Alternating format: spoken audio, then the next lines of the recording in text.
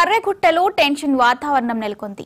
కేంద్ర బలగాలు కర్రెగుట్టను చుట్టుముట్టడంతో చుట్టుపక్కల టెన్షన్ వాతావరణం నెలకొంది. ఇప్పటికే ఎన్కౌంటర్లో 38 మంది మావోయిస్టులు మృతి చెందినట్లు తెలుస్తోంది. ప్రస్తుతం ఈ ఘటనపై మా వరంగల్ ప్రతినిధి సుధాకర్ మరిన్ని వివరాలు అందిస్తారు.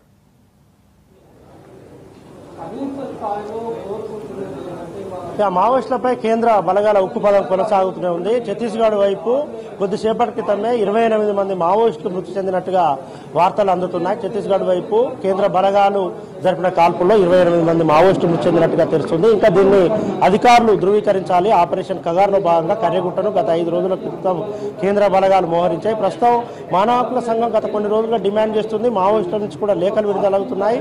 వెంటనే కాల్పులను ఆపాలి, కర్రెగుట్ట ఆపరేషన్ విరమించాలి, శాంతి చర్చలకు సిద్ధం అంటున్నా కూడా కేంద్ర బలగాలు ఎక్కడ వెనక్కి తగ్గట్లేదు. ప్రస్తుతం మనతో ప్రొఫెసర్ అరగోపాల్ సార్ ఉన్నారు. అదేవిధంగా గాది వినయ్ గారు, పౌర హక్కుల సంఘం నేతలంతా దీన్ని ఖండిస్తూ ఇక్కడ వరంగల్లో ఉన్నారు. వారితో మాట్లాడే ప్రయత్నం చేస్తారు. సార్ నమస్కారం సార్. ఏం చెప్తారు సార్? ఇప్పుడు కూడా తాజాగా ఎన్కౌంటర్ జరిగింది. ఎన్కౌంటర్లో కూడా చాలా మంది 10ల సంఖ్యలో మావోయిస్టులు మృతి చెందినట్లు మీరు ప్రతిపాదనలకు కేంద్ర ప్రభుత్వం ఎందుకు ఒప్పుకోవట్లేదు? అంటే మేము చెప్తున్నది ఏమిటంటే, తెలంగాణలో జరిగిన శాంతి చర్చల నేపథ్యంలో ఆ అనుభవంలో ఒకటి మనకు స్పష్టంగా తెలిసినట్టంటే, విప్లవ పార్టీ ప్రభుత్వం కూర్చొని మాట్లాడుకునే చారిత్రక అవకాశం ఉన్నది అనేది తెలంగాణలో జరిగిన శాంతి చర్చలు మనకు ఒక అనుభవాన్ని ఇచ్చిపోయాయి. అవి సఫలమైనవా విఫలమైనవా అనే చర్చ పక్కకు పెడితే 20 ఏళ్ల తర్వాత దాని ప్రయోజనం ఏమిటో ఇప్పుడు తెలుస్తున్నది. ఆ రోజు చర్చలు జరిగిపోతే ఇవాళ చర్చల ప్రతిపాదన ఉండేది కాదు.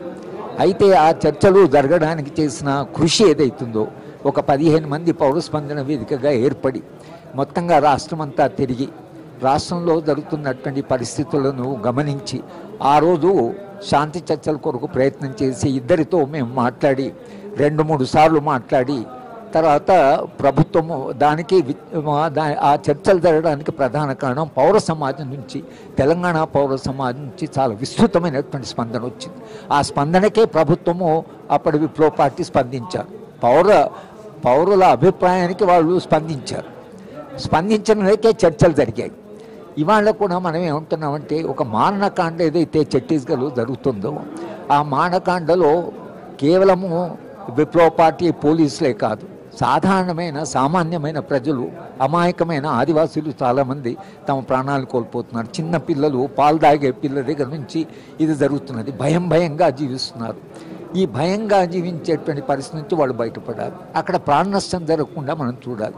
మనిషి ప్రాణానికి చాలా విలువ ఉంటుంది అని అంటే నమ్ముతున్న వాళ్ళు, ఆ విశ్వాసం ఉన్న వాళ్ళందరూ కూడా, కొంత మానవత్వం ఉన్న వాళ్ళందరూ కూడా ఏమిటి ఇంతకన్నా చనిపోతున్నారు, మనము ఏం చూస్తూ మనకు కేవలము ప్రేక్షకులమా అని కాకుండా పౌర సమాజం నుంచి ఒక వాయిస్, అయ్యా ఇది ఆపండి, ఈ అమాయకుల ప్రాణాలు కాకుండా ప్రాణానికి విలువ ఇద్దాం, శాంతి చర్చలు ఎలాగూ అన్నారు కాబట్టి మావోయిస్ట్ పార్టీ దానికి అంగీకరించింది. కాబట్టి ప్రభుత్వం కూడా రాజ్యాంగబద్ధమైన ప్రభుత్వము, రాజ్యాంగ ప్రమాణాల ప్రకారం పనిచేయాల్సిన ప్రభుత్వం ఏదైతుందో వాళ్ళ బాధ్యత కూడా శాంతి చర్చలకు ఒకసారి వాళ్ళు అంగీకరించిన తర్వాత ప్రభుత్వం కూడా కూర్చొని మాట్లాడి బయట సమాజం ఏముంటుందో ఆ సమాజ అభిప్రాయం కూడా దృష్టిలో పెట్టుకొని ఒక రకమైన, అంటే శాంతి అంటే ఏమైందంటే అదేమి మన శ్మశాన శాంతి కాదు. శాంతి అంటే అది ఒక సజీవమైనటువంటి శాంతి.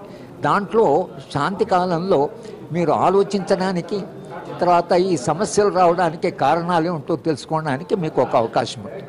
కనుక శాంతి చర్చలు అనేవి సమస్యల మూల కారణానికి వెళ్ళడానికి ఒక మార్గం. దాని ద్వారా శాశ్వతమైన పరిష్కార మార్గాలు ఏమైనా కనుక్కోగలిగితే ఒక శాంతియుతమైనటువంటి భారతదేశం సాధ్యం. దాని కొరకు మనం ప్రయత్నం చేస్తున్నాము. పౌర సమాజం ఇవాళ మాట్లాడి, మీరిద్దరు కూర్చొని మాట్లాడండి, చంపుకోండి అమ్మా అనేసి మాట్లాడండి, కనీసము కాల్పుల విరమణ అనేది వాళ్ళు చెప్పారు, కాల్పుల విరమణ చెయ్యండి అనేది మనము డిమాండ్ చేస్తున్నాము. సమాజం ఒకవేళ పెద్ద ఎత్తున ఒకవేళ ప్రెషర్ పెట్టగలిగి ఒత్తిడి చేయగలిగితే ఎక్కడో ఇది ఒకటి సఫలం కావడానికి ఒక అవకాశం ఉన్నది అనేది ఇవాళ మనం చేస్తున్న ప్రయత్నం. ఇప్పటికే చాలా ఆలస్యమైంది అనుకుంటాం మీరు రెస్పాండ్ కావడం. ఆపరేషన్ కగార్లో అనేక మంది మావోయిస్టులు మృతి చెందారు, చాలా మంది లొంగిపోయారు. లొంగిపోయిన తర్వాత మీరు శాంతి చర్చలు అంటున్నారు, మావోయిస్టుల నుంచి కూడా ప్రపోజల్ వస్తుంది. కానీ ఛత్తీస్గఢ్ ప్రభుత్వం, కేంద్ర ప్రభుత్వం ఎక్కడ ఒప్పుకోవట్లేదు. తెలంగాణ ప్రభుత్వం లొంగుబాట్లను ప్రోత్సహిస్తుంది. దీన్ని ఎలా చూస్తారు సార్? దానికేనే అంటున్నాను, ఇప్పుడు కేంద్ర ప్రభుత్వం అయినా ఎవరైనా ముందుకు రావాలంటే సమాజం నుంచి ఒత్తిడి లేకుండా అది సాధ్యం కాదు. అందుకని మనమంతా చేస్తున్న దేశవ్యాప్తంగా, ఇది మన ఒక తెలంగాణ జరిగింది, దేశవ్యాప్తంగా భిన్న రాష్ట్రాల్లో పంజాబ్ నుంచి, కేరళ నుంచి, వెస్ట్ బెంగాల్ నుంచి, బీహార్ నుంచి, అన్ని ప్రాంతాల నుంచి ఒక రకమైన ఒత్తిడి వస్తున్నది దేశవ్యాప్తంగా. ఈ ఒత్తిడి ఇంకా కొంచెం పెరిగితే కేంద్ర ప్రభుత్వము దానికి స్పందించవచ్చు. స్పందిస్తే వాళ్ళిద్దరు కూర్చొని చర్చలు జరుపుకుంటే మనందరం కూడా సంతోషపడతాం. ఎందుకంటే ప్రాణ నష్టం పోయి రెండోరు కూర్చొని సమస్యల పరిష్కారం కొరకు ప్రయత్నం చేస్తున్నారనేదో చరిత్రలో అదొక ముందడుగు. లేదా ఇంత ప్రాణ నష్టం జరిగితే చరిత్ర ఒక విషాద ఘట్టం. కనుక సమాజం దీని గురించి ఎట్లా ఆలోచిస్తున్నది దాన్ని బట్టి మనం చెప్తున్నది సమాజం మీరు స్పందించండి, మాట్లాడండి, శాంతి కొరకు మాట్లాడండి. సరేమైనా ఒకవేళ శాంతి చర్చలకు ముందుకు రాకుంటే కర్రెగుట్టలు కానీ లేకుంటే ఛత్తీస్గఢ్ వైపు మీరు వెళ్ళి అక్కడ ప్రజా మద్దతు కూడగట్టే ఛాన్స్ ఉందా? సరేమన్నా అట్లా కాదు, ఇది సమాజము చాలా పెద్ద ఎత్తున మాట్లాడితే తప్పించి ఇది మీరు వాళ్ళిద్దరి మధ్యన సమస్య కాదు, ఇది మన సమస్య. ఇది మన సమస్య కాబట్టి ఇది ఎక్కడైనా ఈ ఒక యుద్ధ వాతావరణం అనేది ఏదైతుందో అది ఒక చోట ఆగదు. అది ఒకసారి విస్తృతమైనటువంటి బలప్రయోగము రాజ్యము ఒప్పుకుంటే ఆ ప్రయోగం అది అంటే అణచివేత, ఆ హింస సమాజంలో చాలా పెద్ద ఎత్తున వస్తుంది. కనుక మనము ప్రయత్నం చేయవలసిందల్లా శాంతి అనేది మనం అందరం కోరుకుంటున్నాం. ఇక్కడ కూర్చున్న వాళ్ళందరూ కూడా శాంతి, ఎవరు యుద్ధం చేయాలి అనే వాళ్ళందరూ శాంతి కోరుకుంటున్నారు. కాబట్టి సమాజం ఇంత పెద్ద శాంతి కావాలన్నప్పుడు ఏ ప్రభుత్వం కూడా దాన్ని పూర్తిగా విస్మరించి మే మార్గంలో మేము పోతాము అని అనడానికి ప్రభుత్వానికి రాజ్యాంగం ఉంది, రాజ్యాంగ ప్రమాణాలు ఉన్నాయి, రాజ్యాంగం ప్రకారం నడుచుకుంటామని వాగ్దానం చేశారు. కాబట్టి నడిచి దయచేసి మీరు ఇద్దరు కూర్చొని మాట్లాడేది మనం అప్పించేసి. ప్రజాస్వామికవాది అనేక సంవత్సరాలుగా ఇలాంటి విప్లవాలు, ఉద్యమాలు చూస్తున్నారు. నిజంగా అమిత్ షా భావించినట్టు, కేంద్ర ప్రభుత్వం భావించినట్టు మావోయిస్టు ఉద్యమం అంతమం అనేది సాధ్యమేనా? అదే అంటే ఇది ఈ ఉద్యమం ఇవాళ ప్రారంభమైంది కాదు కదా, 150-200 ఏళ్ళ నుంచి ఆదివాసీ పోరాటాలు జరుగుతున్నాయి. ఇదే దాని కొనసాగింపే. బిర్సా ముండా 150 ఏళ్ల క్రితం పోరాటం చేశాడు, ఆయన కూడా అమరుడయ్యాడు. ఇవాళ బిర్సా ముండా విగ్రహాలను పెట్టించి ఆయన జ్ఞాపకం చేసుకుంటున్నాం. దేని కొరకు జ్ఞాపకం చేస్తున్నాం? ఆదివాసులు తన పోరాటం చేశాడని మనము ఆయనను జ్ఞాపకం చేసుకుంటున్నాం. కనుక ఈ పోరాటాలు అనేవి సమస్యలు ఉన్నంత వరకు మనుషులు నిరంతరంగా స్పందిస్తుంటారు. కనుక మనము సమాజం నుంచి ఏ స్పందన ఉంటుందో అదే చరిత్రను నిర్మిస్తుంది.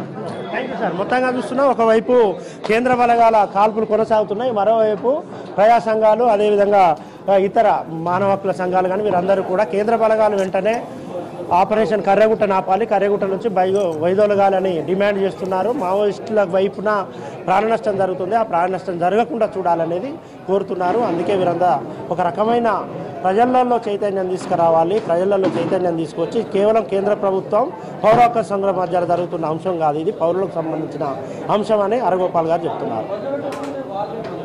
Right, thank you Sudhakar.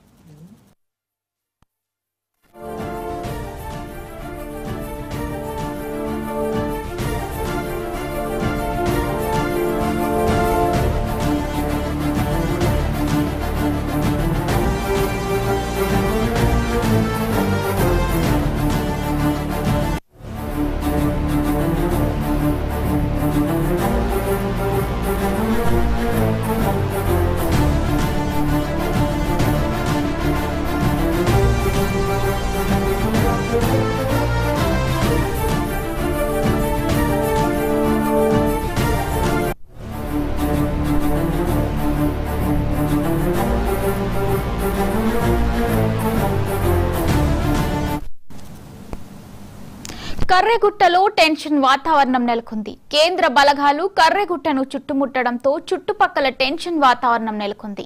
ఇప్పటికే ఎన్కౌంటర్లో 38 మావోయిస్టులు మృతి చెందినట్లు తెలుస్తోంది. ప్రస్తుతం ఈ ఘటనపై మా